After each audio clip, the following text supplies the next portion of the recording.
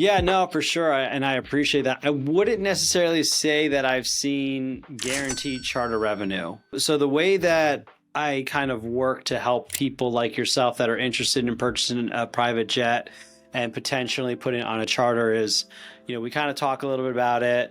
Does it make more sense to do a jet card or fractional ownership? And then I've got a number of operators that I work with that, hey, let's schedule, 2, 3, 4 phone calls to see which operator's business model makes the most sense for you, which operator, personally makes a lot of sense for you, and kind of go from there. What I will tell you with most of the operators is that they can pretty confidently offset your fixed costs, your hangar, your insurance, your pilots, that sort of a thing. You'll still likely have to pay for your own travel. And when you look at the revenue that comes in, it will, like I said, likely take care of your fixed costs. However, we also want to keep in mind that you're going to want to take at least half of the revenue and put it aside for maintenance. So when you take half of that and then you take the fixed costs away, you're really left with almost nothing till like the end of the year. So for example, one of my heavy jet operators, he knows that with his Gulfstreams, he probably won't be net zero until sometime usually around September, October. And then in the holidays is when he starts to generate revenue above and beyond, for the owners. Now, once they're above and beyond, obviously the owner's own flight time will cut into that. And if they fly enough, then basically they're getting rid of it all from there. So that's kind of the catch-22. There have been operators in the past 2 years, and it's been a really frothy charter market that have step 1, offset the fixed cost, step 2, help the owner fly for free, and then finally step 3, generate revenue. But that's been more common this year. But there is not an operator on the planet that will ever, at least one that I would want to work with, that I would trust, that would guarantee you, hey, buy a jet for us and we'll make sure it cash flows you and generates revenue for you. Yeah, I figured it'd be hard to see that again. I know Delta Private Jets did that briefly. Yeah, right. Mm-hmm. Yes. So, it all is kind of dependent on the market. And so it kind of comes down to partnering with an operator that like and trust, that you're basically partnering into business, right? Nobody knows for sure in general with regards to business, whether you're going to have an up year or down year. So that's kind of the same idea. So most operators are pretty confident and can say, we've run enough of these birds to the factor where we know we should be able to offset your fixed costs, barring anything like, I don't know, a global pandemic, or something kind of crazy, or more realistically, for some, unfortunate reason, there's a hurricane, the hangar falls on the jet, now it's inoperable, or it sucks up a bird while it was traveling, or something, Looney Tunes happened and now the bird's down, for X amount of months. Well, then obviously it's going to be really hard for you to recoup that cost. But that's just the nature of this business. And so, I tell anybody, if you want to invest, go to real estate, go to the stocks, invest in a business. This is not an investment tool. This is, you have a need to travel, and hey, I wouldn't mind the tax write-off, and hey, I wouldn't mind allowing someone to take my jet with the off chance that this is going to offset my costs and maybe even make a little bit of profit. I'm willing to roll the dice. I'm comfortable with that. So if that's you, yes, I have a product and a service that I can share with you. If you're kind of like, then I would listen, to that gut. Yeah. Okay. Yeah, I probably want something a little more sure. Yeah. On the same token, what I can do is, if you don't mind texting me your email address, I can send you proposals. I've actually got one proposal from an operator that he's very the guy that asked for it, he wanted them to be very conservative. And so, for example, he was running, we didn't even talk about what jets to do, but he was running the Citation XLS, which is going to be about, $3.5 to $5 million, depending on, programs and stuff. We can get you a mid-sized jet, in the $2.5 million range if we had to. But his scenario was, hey, if this thing's flying 480 hours and you're flying, 50 of those hours, okay, the total revenue is going to be 1.6 million. Okay. The direct operating costs on this is going to add up to a total charter operating cost of $1 million. So the gross profit from charter is $500,000. And then the owner's going to fly for about $125,000. Then you got to look at your overall fixed costs, salary, benefits, training, hangar, insurance, management fees, subscriptions. That's $750,000. So the net operating income for the year is negative $300,000, but you still get your tax benefit. So your net income before financing and tax benefits is negative $300,000. Okay. So conservatively, if the bird flies almost 500 hours a year and you're taking 50 of those hours, conservatively, you could be, instead of having to pay, for it all by yourself, you're going to get $500,000 back from the charter operation. No, even more than that. I'm sorry. You're going to get 1.6 million from the charter, and you're only going to pay $300,000 for the year to operate your bird. Yeah. Which that's about the cheapest way to get 50 hours that there is, right? You can't do 50 hours for that price. I was going to ask you that question, actually. What's your jet card that you're using right now? Like, what did you have to pay? Okay. And did you get a certain amount of hours? That makes sense. So what was the flat rate fee? Okay. So another way to look at that, let me see if he has it in here. So he's 1,071,990 divided by, okay, so the direct operating cost on this Excel is roughly $2,500 an hour. Let's round up to $3,000 an hour. So you paid $200,000 to fly 9,500 hours a year. I'm sorry, $9,500 per hour. But I'm assuming you could also get access to a heavy jet, not just a mid. Like, it would also depend what kind of jet you're flying, because 9,500 is a lot if it's like a light jet, but it's pretty reasonable if it's like a heavy jet, like a Gulfstream.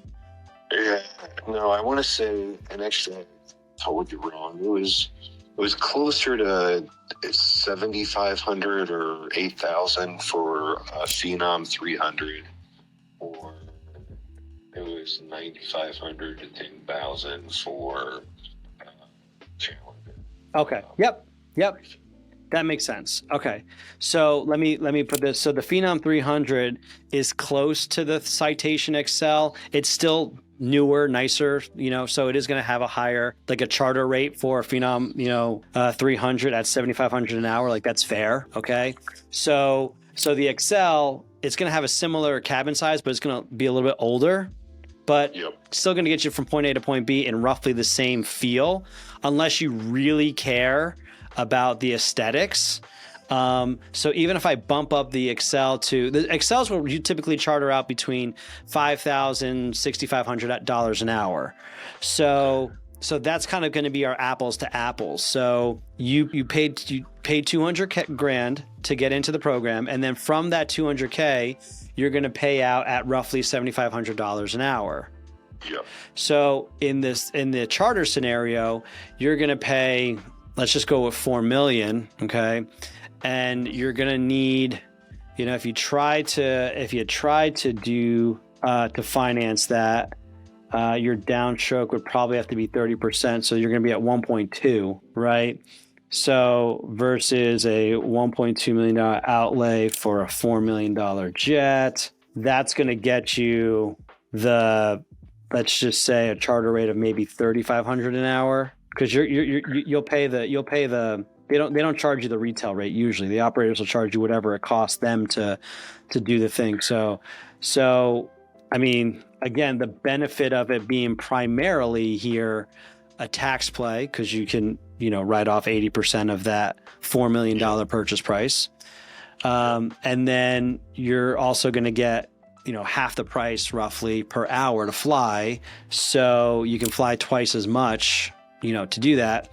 But you've just outlaid X amount of dollars. And at the end of the year, you're still going to end up paying more than the 200 grand that you're paying now. You're still going to pay, let's say $350 just on like ongoing maintenance and fees and all that kind of stuff. So, but I'd be flying more too. Yeah, this scenario is based on 50 hours. So if it's 200,000 divided by $7,500, so that's only it's double basically. It's like 26 hours. So you'd be flying twice as much with the purchase. Now we can get you in cheaper asset classes, like we can go Falcon 50s that are under $3 million, and there's a business model to make that make sense if you're okay with an older jet and rolling the dice on an older jet. I mean, there's a lot to kind of think about when it comes to acquisitions. All that to say, at the end of the day, it's still like, you look at the top line item of revenue, that what you're going to generate, there's a lot of items between that number and the bottom line, which is your bank account. So any number of those line items, more, less, longer, that's, kind of what you're rolling the dice on. And again, it is possible. I mean, this is why the operators operate the business model, because it's profitable for them, because it's profitable for the owners, and there's a symbiotic relationship. But there's just some things out of their control that it would be irresponsible of an operator to guarantee somebody, a specific cash flow or specific number. Okay. So they're not going to guarantee it, but they could say, hey, we've done this X number of times with other clients and it works for them. So we've got confidence that we can add another jet and utilize it. Exactly. And that's kind of what I'm here for, to play that third party, so that when you go talk to an operator, they'll do their sales pitch, and then you and I talk about it and like, hey, Tom, I like this. I didn't like this. What did he mean by this? And then if you have any questions, then I can go back and ask those questions and get you the answers, because I'm operator neutral. Right. So what happens is you and I talk, we make sure this is a good idea from a business, like, okay, this makes sense from a risk standpoint, risk tolerance standpoint. Then we set up conversations with the operators. We go through that. We ask questions, we get answers. If it still sounds like a good idea, then I'm going to say, okay, who do you want to go with? And I'm going to present you with my acquisition proposal. On a mid-sized jet, by the way, this is all in the world of mid-sized jets, and we can change that. But in the mid-sized jet, my acquisition's $100,000. You don't have to pay that right away, but after 2, 3, 4 weeks of us going back and forth, I'm going to propose to you, hey, let's solidify this relationship to where, Tom, you're my guy. I'm going to pay you $5,000 down, based on what you've already done, and you're going to go find me a jet in concert with the operator that I choose. Gotcha. So that commission will also cover a little bit on the operator side to do pre-buys and that sort of a thing. And at the end of the day, we deliver you with the aircraft. Okay. But it's a long process. If it's something that you told me right now, I need this done by the end of the year, I'd be really cautiously optimistic that we can do it, but it's not impossible. So that's kind of the outline. Are you looking to do something by the end of the year, or? If I was going to do it, I would want to do it this year, just because, I did have a topsible event this year, and I'd like to get the big tax write-offs. Sure. What kind of a liability are we looking at? I mean, are we looking at a couple $100,000, a couple million? Oh no, my tax liabilities, a few million. Okay. So the reason I asked that question is that's going to kind of put us into, like, you're flying Phenom 300s and Challenger 350s. So that to me says, hey, I probably should find an operator that operates in the mid-size world and in the heavy world. If we do that, the budget needs to be at least $3 million up to $10-15 million. If you want to finance it, that's fine. That's not a big deal. But it's just a different way to go about it. If you were to tell me, well, my tax liability is $500,000, it's like, okay, like we're kind of going to be stretched now. Yeah, but Do you know how well do you know the tax code? I thought you only got the tax benefit for the amount of cash you outlaid for the asset. I thought if you financed it, you didn't get the same benefit. Am I wrong? Well, I'm not a CPA, but I have heard of owners writing off the entire amount. Now, did it come back and bite them? I don't know. But everyone's got their own CPA that has a different understanding of the tax codes. And I have definitely seen owners take the full value of the aircraft for depreciation. Okay. Is it finance an aircraft?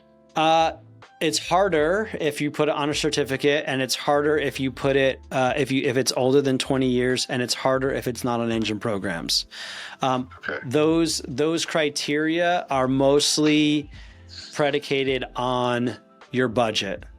So is it hard to finance a $10 to $20 million jet? No, not usually, because they're younger than 20 years old. They're on engine programs. And at that point, the banks are more lenient towards it. If you're looking for a $3 million jet, that could be harder because usually it's older than 20 years old. The engines may or may not be on programs. And then if you want to put on a 135, that's just like strike three, where it's just a smaller pool of lenders. That's all it is. It's a smaller pool of lenders. Okay. Yeah, no, it's a lot to think about, but I'm here on a regular basis to let's take next steps. So for example, I'm going to send you, Eli, a couple of my videos. Which ones did you see? Did you see Justin with Ajax Jets that does the Falcon 50s? No. Okay, that's a great one because that'll be an operator that we would talk to, and he goes through his business plan. Did you see the last one we just posted with Michael Vanacore on the heavy jets? No. Okay, another one I'll send you because they're basically the conversations we're going to have with operators, and they'll show you how it kind of breaks down. So I'll send you those two videos, and then let's schedule another time to talk, and I'll answer your questions, and then we'll see what the best way to move forward is. That sounds great. Awesome. My pleasure, Eli. I'll be in your text in just a little bit. All right. Thanks. Bye.